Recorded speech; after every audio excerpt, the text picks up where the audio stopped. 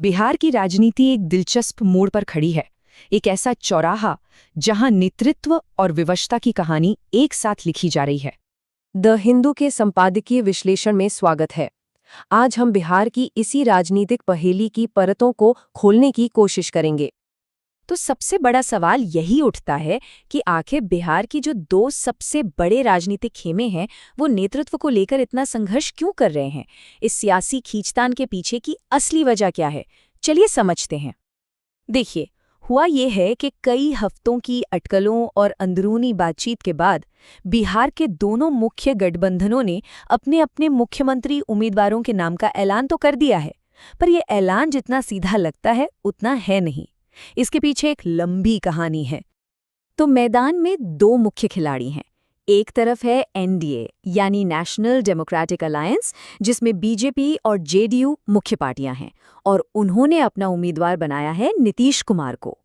दूसरी तरफ है महागठबंधन, जिसकी कमान कांग्रेस और आरजेडी के हाथों में है, और उनके उम्मीदवार हैं तेजस्वी यादव। और दिलचस्प बात यह है कि दोनों ही खेमों को अपने उम्मीदवार का नाम फाइनल करने में काफी वक्त लग गया। तो पहले एनडीए के घर में झांकते हैं। नीतीश कुमार को नेता चुनना उनके लिए कोई आसान फैसला नहीं था। ये एक तरह की राजनीतिक मजबूरी थी। असल में बीजेपी शुरुआत में नीतीश कुमार के नाम पर पूरी तरह से राजी नहीं थी। थोड़ी हिचकिचाहट थी, और यही हिचकिचाहट हमें बताती है कि गठबंधन के अंदर दबाव और महत्वाकांक्षाएं कितनी गहरी हैं। अब देखिए, एनडीए के लिए मामला उलझा हुआ क्यों था। पहली बात, विधानसभा में बीजेपी अब जेडीयू से बड़ी पार्टी है, तो जाहिर है कि वो मुख्यमंत्री पद पर अपनी दावेदारी मजबूत मानती है। दूसरा फैक्टर है नीतीश कुमार की उम्र। 74 साल की उम्र में एक धारणा बन रही है कि वो अब पहले जैसे सक्रिय नहीं रहे। और तीसरा, एनडीए की ही एक सहयोगी पार्टी एलजेपी खुले तौर पर नीतीश कुमार का विरोध कर रही है। लेकिन इन सबके बावजूद बीजेपी को लगा कि नेतृत्व बदलने की जो बातें चल रही हैं, उससे गठबंधन को ही नुकसान हो रहा है। इसलिए आखिर में नीतीश कुमार के नाम पर ही मुहर लगानी पड़ी। और यहीं पर भारतीय राजनीति का एक बहुत जरूरी कॉन्सेप्ट सामने आता है, जिसे हम कहते हैं गठबंधन की विवशता या कोalition कंपल्जन्स। इसका मतलब है कि कभी-कभी गठबंधन को बचाने के लिए पार्टियों को ऐसे फैसले लेने पड़ते हैं जो शायद वो अकेले होने पर कभी ना लेती। तो ये तो हुई एनडीए की कहानी। अब चलते हैं महागठबंधन के खेमे में, क्योंकि वहां भी हालात कुछ ऐसे ही थे और दुविधा भी लगभग वैसी ही थी। जिस तरह एनडीए में बीजेपी हिचकिचा रही थी, ठीक उसी तरह महागठबंधन में कांग्रेस भी तेजस्वी यादव को अपना नेता मानने से कतरा रही थी। कांग्रेस को ये डर था कि कहीं ये फैसला गठबंधन को फायदे की जगह नुकसान न पहुंचा दे। देखिए, तेजस्वी यादव का मामला बड़ा दिलचस्प है। एक तरफ उनका एक बहुत मजबूत और वफादार वोट बैंक है, लेकिन सिक्के का दूसरा पहलू ये है कि एक बड़ा तबका ऐसा भी है जो उनका उतनी ही शिद्दत से विरोध करता है। इसलिए महागठबंधन की रणनीति ये लगती है कि पहले तेजस्वी के नाम पर अपने कोर वोट बैंक को पूरी तरह से एकजुट किया जाए, और फिर दूसरे वोटर्स को जोड़ने की कोशिश की जाए। ये एक सोचा समझा जोखिम है। और द हिंदू का संपादकीय इस पूरी स्थिति का निचोड़ एक लाइन में पेश करता है। वो कहता है कि ये जो मुख्यमंत्री उम्मीदवार चुने गए हैं, ये किसी सोच समझकर बनी सहमति का नहीं, बल्कि राजनीतिक मजबूरियों का नतीजा है। तो कुल मिलाकर बात यह है कि भले ही दोनों खेमे एक दूसरे के खिलाफ हों, लेकिन वो एक ही नाव में सवार हैं। दोनों ही अपने अपने नेतृत्व की वैधता को लेकर एक संकट से जूझ रहे हैं। इस स्थिति को और आसानी से समझते हैं। एक तरफ नीतीश कुमार हैं, जिनकी छवि अब उम्रदराज और धीमे पड़ते नेता की बन रही है। तो दूसरी तरफ तेजस्वी यादव हैं, जिनकी पोलराइजिंग छवि की वजह से एक बड़ा वर्ग उन्हें स्वीकार नहीं कर पाता। यानी दोनों ही नेताओं पर जनता के एक बड़े हिस्से को संदेह है। और इस पूरी कहानी का नतीजा क्या निकल रहा है? नतीजा ये है कि दोनों ही गठबंधन एक राजनीतिक गतिरोध में फंस गए हैं। उनके पास न तो किसी नए चेहरे को आगे लाने का लचीलापन है, और न ही वो बिहार के लिए कोई ताज़ा विजन या नई सोच पेश कर पा रहे हैं। और राजनीति का नियम है कि जब भी स्थापित ताकतों के बीच एक खालीपन पैदा होता है, तो कोई ना कोई उसे भरने के लिए जरूर आगे आता है। और बिहार में ऐसा होता दिख भी रहा है। प्रशांत किशोर की जन सुराज पार्टी इसी खालीपन को भरने की कोशिश कर रही है। वो खुद को उन वोटरों के सामने एक तीसरे विकल्प के तौर पर पेश कर रहे हैं, जो इन दोनों स्थापित गठबंधनों से ऊब चुके हैं। और ये सब हमें एक बहुत बड़े सवाल पर लाकर छोड़ देता है। जब राजनीति के पुराने और स्थापित खिलाड़ी कमजोर पड़ने लगते हैं तो क्या सिस्टम में एक बड़ा बदलाव, एक डिसरप्शन आना तय हो जाता है? इस पर विचार जरूर कीजिएगा। आज हम बात करने वाले हैं भारतीय संविधान के एक बहुत ही गहरे सिद्धांत के बारे में। एक ऐसा सिद्धांत जो सिर्फ लिखे हुए कानूनों तक सीमित नहीं है, बल्कि उससे कहीं आगे जाता है। तो हमारा आज का एडिटोरियल टॉपिक है संवैधानिक नैतिकता, या कहें तो कॉन्स्टिट्यूशनल मोरालिटी।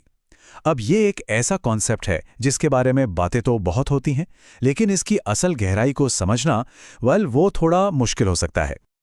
तो सवाल ये है कि आखिर ये है क्या चीज़, और हमारे संविधान निर्माताओं को ऐसा क्यों लगा कि इसे सीखना पड़ेगा? मतलब ये कोई नेचुरल फीलिंग क्यों नहीं है?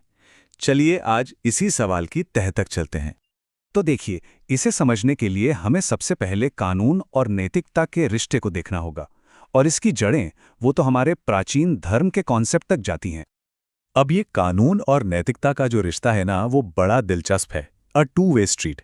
कभी कभी क्या होता है कि कानून आगे आगे चलता है और समाज यानी नैतिकता पीछे पीछे आती है। जैसे अनटचेबिलिटी को कानूनी तौर पर खत्म कर दिया गया, समाज ने इसे पूरी तरह से बाद में अपनाया, और फिर इसका उल्टा भी होता है। कभी कभी समाज की सोच बदलती है और कानून उस बदलाव को फॉलो करता है। इसका सबसे अच्छा उदाहरण है जेंडर इक्वालिटी, जिसे कानूनी मान्यता धीरे धीरे मिली जब समाज के विचार बदलने लगे। अगर हम प्राचीन भारत की बात करें तो वहां धर्म का जो कॉन्सेप्ट था वो कानून और नैतिकता में कोई फर्क ही नहीं करता था। धर्म मतलब दोनों। और इसका एक शानदार उदाहरण हमें तिरुकुरल जैसे ग्रंथों में देखने को मिलता है, जिसमें सद्गुण यानी अरम पर बहुत ज्यादा जोर दिया गया है। तो सवाल उठता है कि ये शब्द संवैधानिक नैतिकता आखिर आया कहां से? चलिए इसके सफर पर निकलते हैं, प्राचीन ग्रीस से शुरू करके आधुनिक भारत तक। तो बात है 8446 की। एक इतिहासकार थे जॉर्ज ग्रोट। उन्होंने अपनी किताब हिस्ट्री ऑफ ग्रीस में पहली बार इस शब्द का इस्तेमाल किया। उनके लिए इसका मतलब था संविधान के प्रति एक पैरामाउंट रेवरेंस, मतलब सबसे ऊपर का सम्मान। और फिर देखिए, करीब 100 साल बाद 1948 में डॉक्टर बी.आर. अम्बेडकर ने संविधान सभा में इसी जॉर्ज ग्रोट को कोट किया और इस आइडिया को इंडियन डिबेट के सेंटर में ले आए। और यहीं पर डॉक्टर अम्बेडकर ने वो बात कही जो आज भी इस पूरी डिबेट की जड़ है। उन्होंने कहा, संवैधानिक नैतिकता कोई नेचुरल सेंटिमेंट नहीं है, इसे कल्टीवेट करना पड़ता है, इसे सीखना पड़ता है। हमें ये समझना होगा कि हमारे लोगों को अभी इसे सीखना बाकी है। और अपनी बात को और मजबूती देने के लिए उन्होंने एक बहुत पावरफुल मेटाफोर यूज किया। उन्होंने कहा कि भारत में डेमोक्रेसी बस एक टॉप ड्रेसिंग की तरह है। मतलब एक ऐसी मिट्टी पर ऊपरी परत बिछा दी गई है जो अंदर से फंडामेंटली अलोकतांत्रिक है। जाहिर है, उनका इशारा हमारे समाज की उस गहरी जड़ों वाली असमानता और जाति व्यवस्था की तरफ था। ओके, अब इस कॉन्सेप्ट को और डीपली समझने के लिए हमें दो चीजों के बीच का एक बहुत जरूरी फर्क समझना होगा। एक है कानून और दूसरी है संवैधानिक परंपरा या कन्वेंशन। ये फर्क प्रोफेसर डाइसी ने बहुत अच्छे से समझाया था। देखिए, एक तरफ होता है संविधान का कानून, ये वो साफ साफ लिखे हुए रूल्स हैं जिन्हें कोर्ट्स लागू करवा सकती हैं। दूसरी तरफ हैं संविधान की परंपराएं, और यही हैं हमारी संवैधानिक नैतिकता। ये लिखी भी नहीं होती, ये तो समझ, आदतें और प्रैक्टिसेस हैं। और सबसे जरूरी बात, कोर्ट्स इन्हें सीधे सीधे लागू नहीं कर सकती। तो इसका मतलब क्या हुआ? मतलब ये कि अगर कोई संवैधानिक नैतिकता को तोड़ता है तो वो कॉन्स्टिट्यूशनल प्रैक्टिस का एक बहुत सीरियस वायलेशन है। भले ही कोर्ट में इस पर सीधा केस ना चले, लेकिन इसके पॉलिटिकल कॉन्सिक्वेंसेस, इसके राजनीतिक नतीजे बहुत गंभीर हो सकते हैं। तो चलिए अब थ्योरी से प्रैक्टिस पर आते हैं। देखते हैं कि हमारे सुप्रीम कोर्ट ने इस आइडिया को असल में कैसे इंटरप्रेट किया है, कैसे इसकी व्याख्या की है। सबरीमाला केस यहां एक बहुत बड़ा टर्निंग पॉइंट आया। कोर्ट ने कहा कि आर्टिकल 25 में जो पब्लिक मोरालिटी या सार्वजनिक नैतिकता शब्द है ना, उसे संवैधानिक नैतिकता के चश्मे से देखा जाना चाहिए। मतलब संविधान के जो बड़े आदर्श हैं वो कसौटी होंगे। ये एक बहुत बड़ा स्टेटमेंट था। हालांकि हाँ, इस इंटरप्रिटेशन पर अब फिर से विचार हो रहा है और ये मामला अब 9 जजों की एक बड़ी बेंच के पास है। फिर आया मनोज नरूला केस। ये भी बड़ा इंटरेस्टिंग था। कोर्ट से कहा गया कि जिन एमपीज पर गंभीर क्रिमिनल चार्ज है उन्हें डिस्क्वालीफाई किया जाए। अब कोर्ट ने कहा कि देखो, हम आर्टिकल 75 को तो नहीं बदल सकते, लेकिन उन्होंने एक संवैधानिक अपेक्षा यानी कॉन्स्टिट्यूशनल एक्सपेक्टेशन की बात की कि उम्मीद की जाती है कि प्रधानमंत्री ऐसे लोगों को मंत्री नहीं बनाएंगे ये दिखाता है कि नैतिकता कैसे एक पर्सुएसिव फोर्स है, कोई कानूनी मजबूरी नहीं। और फिर दिल्ली सरकार वर्सेस केंद्र सरकार वाले केस में सुप्रीम कोर्ट ने इस कॉन्सेप्ट का दायरा और भी ज्यादा फैला दिया। कोर्ट ने साफ साफ कहा कि इसका मतलब सिर्फ संविधान के शब्दों को फॉलो करना नहीं है। नहीं, इसमें लिबरल वैल्यूज, आपसी सहमति से फैसले लेना और जो लोग संवैधानिक पदों पर हैं उनकी स्पेशल जिम्मेदारियां और ड्यूटीज भी शामिल हैं। तो इन सब बातों का आज के समय में क्या मतलब है? हम क्यों कह रहे हैं कि ये एक लिविंग एथॉस है, एक जीता जागता सिद्धांत है?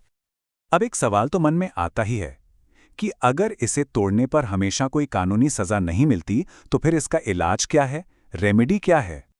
देखिए, इसका उपाय 3 लेवल पे मिलता है। पहला, संसद के फ्लोर पर पॉलिटिकल अकाउंटेबिलिटी। दूसरा, जनता के हाथों में, जो इलेक्शन में अपना फैसला सुनाती है। और तीसरा उपाय है अदालतों में, पर वो भी तभी जब ये वॉयलेशन किसी बने बनाए कानून को भी तोड़ रहा हो। और आखिर में यही वो लिविंग एथॉस है, यही वो जिंदा सोच है जो संविधान में दी गई गारंटियों को सिर्फ कागजी वादों से हकीकत में बदलती है, सबके लिए असली न्याय में। यही वो चीज़ है जो इंक्लूजन को बढ़ावा देती है, माइनॉरिटीज़ को प्रोटेक्ट करती है और असल मायनों में इक्वालिटी लेकर आती है। और यही सबसे ज़रूरी बात है। संवैधानिक नैतिकता की यही भावना तय करती है कि हमारा संविधान सिर्फ एक किताब बनकर रह जाएगा या फिर हर भारतीय के लिए एक जीती जागती न्याय से भरी सच्चाई बनेगा। और सिर्फ तभी, जैसा डॉक्टर अंबेडकर ने हमें चेताया था, डेमोक्रेसी हमारी जमीन पर सिर्फ एक ऊपरी परत नहीं बल्कि इसकी मिट्टी का एक अटूट हिस्सा बन पाएगी। विज्ञान में सबसे बड़ा सम्मान आखिर किसे मिलना चाहिए? और इससे भी बड़ा सवाल ये है कि इसका फैसला करेगा कौन, सरकार या फिर खुद वैज्ञानिक? आज हम इसी सवाल की तह तक जाएंगे, जहां भारत की वैज्ञानिक प्रतिष्ठा और सरकारी नीतियां एक तरह से आमने सामने खड़ी हैं। जैसा कि हमारा शीर्षक कहता है, शायद वैज्ञानिक ही सर्वश्रेष्ठ निर्णायक हैं। तो हमारा अगला और तीसरा संपादकीय विषय है राष्ट्रीय विज्ञान पुरस्कार। इस पूरी बहस के केंद्र में है भारत के ये नए नेशनल साइंस अवार्ड्स, जिन्हें शॉर्ट में RVP भी कहा जाता है। सरकार ने इन्हें देश का सबसे बड़ा वैज्ञानिक सम्मान बनाने के इरादे से शुरू किया, लेकिन नेक इरादों के बावजूद ये पुरस्कार अपने शुरुआती सालों में ही एक बड़े विवाद की वजह बन गए हैं। चलिए समझते हैं कि आखिर ये बदलाव है क्या और इसने इतनी हलचल क्यों मचा दी है। और देखिए, विवाद की पहली झलक तो हमें इन आंकड़ों में ही मिल जाती है। सरकार हर साल टोटल 56 पुरस्कार दे सकती है, ये इसकी अपर लिमिट है, लेकिन 2025 में सिर्फ 24 दिए गए, 2024 में भी केवल 33, मतलब आधे से भी कम। तो सवाल ये उठता है कि क्या हमारे देश में काबिल वैज्ञानिकों की कमी हो गई है, या फिर सिलेक्शन का जो प्रोसेस है वो इतना मुश्किल हो गया है कि कोई उस पर खरा ही नहीं उतर पा रहा। तो चलिए बात करते हैं भारत के इन नए विज्ञान पुरस्कारों की, जिन्हें वैज्ञानिक सम्मानों में एक नया चैप्टर माना जा रहा है। इस नए सिस्टम में 4 अलग-अलग कैटेगरीज बनाई गई हैं। पहली है विज्ञान रत्न, जो लाइफ टाइम कंट्रीब्यूशन के लिए है। फिर है विज्ञान श्री, जो हाल के कुछ शानदार कामों के लिए दिया जाता है। तीसरी है विज्ञान युवा, जो 45 साल से कम उम्र के साइंटिस्ट के लिए है। और चौथी विज्ञान टीम, जो किसी ग्रुप के टेक्नोलॉजिकल डेवलपमेंट को सम्मानित करती है। यानी कोशिश तो यही है कि हर लेवल पर टैलेंट को पहचाना जाए। लेकिन सवाल ये है कि दशकों से जो सिस्टम चला आ रहा था, उसे बदलने की जरूरत ही क्यों पड़ी? इस इतने बड़े बदलाव के पीछे सरकार का लॉजिक क्या था? देखिए, सरकार का तर्क काफी सीधा था। पहले क्या था कि साइंस के अलग अलग डिपार्टमेंट्स अपने अपने कई सारे अवार्ड्स देते थे। सरकार को लगा कि इतने सारे पुरस्कारों की वजह से किसी एक की भी वो खास वैल्यू नहीं रह गई थी। इसलिए 2022 में ये फैसला हुआ कि इन सबको एक साथ लाया जाए और एक ऐसा नेशनल अवार्ड बनाया जाए जिसकी प्रतिष्ठा देश के सर्वोच्च नागरिक सम्मान यानी पद्म पुरस्कारों जैसी हो। और ये पद्म जैसी प्रतिष्ठा वाली बात सिर्फ कहने के लिए नहीं थी, इसका एक बहुत बड़ा मतलब था। सम्मान पैसे से बड़ा है, इसीलिए पद्म पुरस्कारों की ही तरह इन नए विज्ञान पुरस्कारों से कैश प्राइज को पूरी तरह हटा दिया गया। अब ये सिर्फ सम्मान की बात थी, किसी इनाम की नहीं। लेकिन प्रतिष्ठा बढ़ाने की इस कोशिश की एक कीमत भी चुकानी पड़ी, और यहीं से एक नया विवाद शुरू हो गया जिसने इस पूरे सिस्टम पर ही सवालिया निशान लगा दिए। यहाँ पर एक कहावत बिल्कुल फिट बैठती है, जांच एक दोधारी तलवार है। ये बात सही है कि कड़ी जांच से ये पक्का होता है कि अवार्ड सबसे योग्य व्यक्ति को ही मिले, लेकिन इसकी दूसरी धार ने सिलेक्शन प्रोसेस की ट्रांसपेरेंसी और निष्पक्षता पर ही गहरे सवाल खड़े कर दिए। जरा इस टाइमलाइन को देखिए, ये विवाद की पूरी कहानी बता देती है। 2022 में सिस्टम बदला गया। 2024 में जैसे ही पहले पुरस्कार दिए गए, ट्रांसपेरेंसी को लेकर सवाल उठने लगे। और 2025 आते आते न सिर्फ पुरस्कारों की संख्या घट गई, बल्कि वो जो शुरुआती चिंताएं थीं वो और भी गहरी हो गईं। तो आखिर वैज्ञानिक समुदाय इतना चिंतित क्यों है? देखिए, सबसे परेशान करने वाली बात ये सामने आई कि कुछ वैज्ञानिकों को कथित तौर पर पहले विजेता चुना गया और फिर बाद में चुपचाप उनके नाम लिस्ट से हटा दिए गए। इस एक घटना ने पारदर्शिता पर बहुत गंभीर सवाल खड़े कर दिए और ये डर पैदा कर दिया कि क्या अब पुरस्कार साइंटिफिक मेरिट पर मिल रहे हैं या फिर किसी और आइडियोलॉजी के आधार पर। और इन सभी चिंताओं की जड़ एक ही जगह पर है, सिलेक्शन प्रोसेस। यही वो पहेली है जहां सारी कंफ्यूजन छिपी हुई है।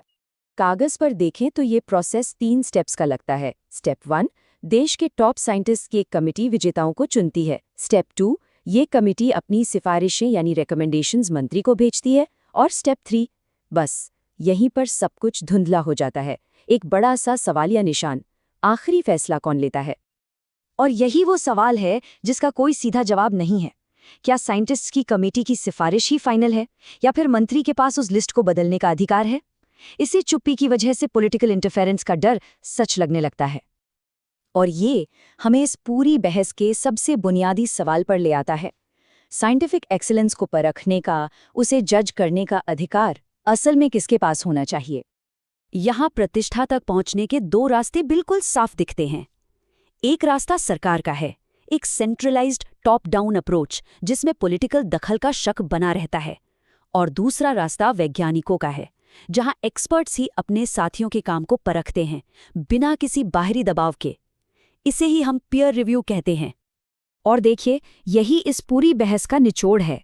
किसी भी अवार्ड की असली प्रतिष्ठा सरकारी मोहर से नहीं, बल्कि वैज्ञानिक समुदाय के भरोसे से बनती है। सच्ची प्रतिष्ठा तब मिलती है जब वैज्ञानिकों को ये अधिकार और सम्मान दिया जाए कि वे अपने ही साथियों की उत्कृष्टता को पहचान सकें और उस पर मुहर लगा सकें। तो सवाल बस यहीं आकर रुकता है। अगर हमें वैज्ञानिक उपलब्धियों को सच में ऊपर उठाना है, तो फाइनल से यानी अंतिम निर्णय लेने का अधिकार किसके पास होना चाहिए? सरकार के पास या खुद वैज्ञानिकों के पास? आज हम बात करने वाले हैं भारत और नेपाल के बीच हो रहे एक बहुत बड़े आर्थिक बदलाव के बारे में। ये कोई मामूली बदलाव नहीं है, ये सिर्फ आंकड़ों का खेल नहीं है, बल्कि ये वो कदम है जो आने वाले समय में दोनों देशों के रिश्तों की पूरी दिशा ही बदल सकता है। तो हमारा चौथा और अंतिम संपादकीय विषय है भारत नेपाल आर्थिक संबंधों की घड़ी को आगे बढ़ाना। देखिए, हाल ही में कुछ ऐसे बड़े ऐलान हुए हैं ना, जो दोनों देशों के बीच इकोनॉमिक कोऑपरेशन का मतलब आर्थिक सहयोग का एक बिल्कुल नया चैप्टर लिख सकते हैं। तो चलिए आज इसी को थोड़ा गहराई से समझते हैं। अब इस पूरी कहानी के सेंटर में है रिजर्व बैंक ऑफ इंडिया यानी आरबीआई का एक हालिया अनाउंसमेंट। इसमें ना 3 ऐसे उपायों की बात की गई है जो इंडिया नेपाल के रिश्तों में एक पॉजिटिव एनर्जी डाल सकते हैं। तो सवाल यही उठता है कि आखिर ये 3 उपाय हैं क्या और इनकी इतनी चर्चा क्यों हो रही है, क्यों ये इतने जरूरी हैं? तो आज की हमारी चर्चा में हम सबसे पहले देखेंगे कि नेपाल आखिर किन आर्थिक मुश्किलों से गुजर रहा है। फिर हम आरबीआई के उन नए उपायों को समझेंगे और देखेंगे कि इन सब का दोनों देशों के बीच के व्यापार पर क्या असर होगा। और हाँ, आखिर में ये भी देखेंगे कि एक मजबूत पार्टनरशिप के लिए आगे का रास्ता क्या है। देखिए, भारत और नेपाल के जो आर्थिक रिश्ते हैं ना, वो कोई नए नहीं हैं। इनकी जड़ें बहुत गहरी हैं। दशकों से 1.6 का एक फिक्स्ड एक्सचेंज रेट चला आ रहा है और इसी ने नेपाली रुपए को दुनिया भर के उतार चढ़ाव से हमेशा बचाया है। ये समझिए कि ये वो चट्टान है जिस पर दोनों देशों का इकोनॉमिक भरोसा टिका हुआ है। लेकिन अब इसी मजबूत नींव पर कुछ नया, कुछ बड़ा बनाने की तैयारी हो रही है। तो सवाल ये है कि इन नए कदमों की जरूरत पड़ी ही क्यों? इसका जवाब हमें मिलता है नेपाल की मौजूदा आर्थिक चुनौतियों को देखने पर। सबसे पहली और सबसे बड़ी दिक्कत है इकोनॉमी के अंदर की बनावटी कमजोरियां, जिन्हें हम स्ट्रक्चरल फ्लॉस कहते हैं। ये वो गहरी समस्याएं हैं जिनकी वजह से आम लोगों की आर्थिक मुश्किलें बढ़ गई हैं और देश के विकास की रफ्तार भी धीमी पड़ गई है। इसके बाद आती है हाई अनएम्प्लॉयमेंट यानी बेरोजगारी की समस्या। और ये सिर्फ एक आर्थिक मुद्दा नहीं है, इसकी वजह से नेपाल में पॉलिटिकल इंस्टेबिलिटी यानी राजनीतिक अस्थिरता भी बढ़ी है, जिसने हालात को और भी पेचीदा बना दिया है। और फिर एक और बड़ी मुश्किल है, देश के अंदर ही डिमांड की कमी, मतलब लोग खरीदारी नहीं कर रहे हैं। हालात इतने नाजुक हैं कि जिन बड़े बड़े बिजनेस के पास आसानी से लोन मिल सकता है, वो भी नया पैसा लगाने से, नया निवेश करने से डर रहे हैं। उनकी सप्लाई चेन्स में दिक्कतें आ रही हैं और इसका असर पूरी की पूरी इकोनॉमी पर दिख रहा है। तो इन्हीं सब चुनौतियों से निपटने के लिए आरबीआई अब एक नया टूलकिट, एक नया समाधान लेकर सामने आया है। तो चलिए इन 3 उपायों को थोड़ा आसान भाषा में समझते हैं। पहला कदम, अब इंडियन बैंक नेपाल के नॉन रेजिडेंट्स को सीधे भारतीय रुपए में लोन दे सकेंगे। दूसरा कदम, स्पेशल रुपया वोस्ट्रो अकाउंट्स के जरिए अब नेपाल से कॉर्पोरेट बॉन्ड्स और कमर्शियल पेपर में भी इन्वेस्टमेंट किया जा सकेगा। और तीसरा कदम, भारत के जो बड़े ट्रेडिंग पार्टनर्स हैं, उनकी करेंसी के लिए एक ट्रांसपेरेंट INR रेफरेंस रेट बनाया जाएगा। इससे होगा क्या? इससे रुपए में लेन देन करना बहुत आसान हो जाएगा। यहां पर एक शब्द बार बार आ रहा है, वोस्ट्रो अकाउंट। इसको समझना बहुत जरूरी है। देखिए, सीधे सीधे कहें तो ये एक ऐसा अकाउंट है जो कोई विदेशी बैंक, मान लीजिए नेपाल का कोई बैंक, भारत के किसी बैंक में भारतीय रुपए में खोलता है। इसका सबसे बड़ा फायदा यह है कि दोनों देशों के बीच रुपए में ट्रेड और इन्वेस्टमेंट करना बेहद आसान हो जाता है। तो ठीक है, ये उपाय तो समझ आ गए, लेकिन अब सवाल ये है कि इनका जमीनी स्तर पर असल में क्या असर होगा? ये दोनों देशों के बीच के व्यापार को कैसे बदलेंगे? इस बात को समझने के लिए ये आंकड़ा देखिए। नेपाल का लगभग 65% इंटरनेशनल ट्रेड सिर्फ और सिर्फ भारत के साथ होता है। ये बहुत बड़ा नंबर है और ये हमें साफ साफ बताता है कि अगर इंडियन रुपए में ट्रेड को आसान बना दिया जाए तो ये कितना बड़ा गेम चेंजर साबित हो सकता है। लेकिन इस कहानी में एक ट्विस्ट भी है, और वो है ट्रेड इम्बैलेंस, यानी व्यापार का असंतुलन। भारत नेपाल को लगभग $8 बिलियन का सामान एक्सपोर्ट करता है, लेकिन वहां से इंपोर्ट सिर्फ $1 बिलियन का होता है। ये एक बहुत बड़ा गैप है, और यहीं पर आरबीआई की ये नए उपाय, खासकर रुपए में लोन देने वाली सुविधा, एक बहुत बड़ा रोल प्ले कर सकती है। इससे नेपाली इंडस्ट्रीज को अपनी कैपेसिटी बढ़ाने में मदद मिलेगी और शायद वो इस गैप को थोड़ा कम कर पाएंगे।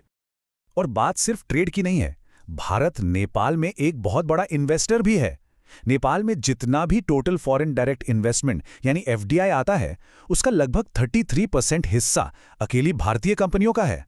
अब सोचिए, जब रुपए में इन्वेस्टमेंट के नए दरवाजे खुलेंगे तो ये आंकड़ा कहां तक जा सकता है। इन कदमों का असर सिर्फ ट्रेड के आंकड़ों तक ही सीमित नहीं रहने वाला। ये तो बस शुरुआत है। इनका जो मल्टीप्लायर इफेक्ट होगा, जो गुणक प्रभाव होगा, वो नेपाल की पूरी अर्थव्यवस्था की तस्वीर बदल सकता है। तो इसका सबसे बड़ा फायदा क्या होगा? डॉलर पर निर्भरता कम होगी। इसका सीधा मतलब यह है कि नेपाल की इकोनॉमी डॉलर के रेट के उतार चढ़ाव के झटकों से काफी हद तक बच जाएगी। इसके अलावा उनके फॉरेन एक्सचेंज रिजर्व पर प्रेशर कम होगा, करंट अकाउंट डेफिसिट यानी कैड में कमी आएगी। ये वही आयात और निर्यात के बीच का अंतर होता है, और भविष्य में और बड़े आर्थिक सहयोग के लिए भी नए रास्ते खुलेंगे। लेकिन देखिए, सिर्फ ऐलान कर देने से तो काम नहीं होता है ना। इस पूरी पार्टनरशिप को कामयाब बनाने के लिए दोनों देशों को एक साथ मिलकर काम करना होगा। यहां पर एक टीम वर्क की जरूरत पड़ेगी। एक तरफ आरबीआई को बिल्कुल साफ साफ गाइडलाइंस बनानी होंगी, तो दूसरी तरफ नेपाल राष्ट्र बैंक को इन ऐलानों को जमीनी हकीकत में उतारना होगा। ये एक तरह की जुगलबंदी है जिसमें दोनों का तालमेल बैठना बहुत जरूरी है। तो आखिर में ये एक बड़ा सवाल हमारे सामने है, क्या आरबीआई के उठाए ये कदम सच में भारत और नेपाल के बीच एक ऐसी आर्थिक साझेदारी की नींव रख पाएंगे जो सिर्फ मजबूत ही नहीं बल्कि ज्यादा बैलेंस्ड हो और जो भविष्य में आने वाली चुनौतियों का सामना करने के लिए तैयार हो? इसका जवाब तो खैर आने वाला वक्त ही देगा। Thank you for watching this video. If you like it then please share and subscribe. Thank you.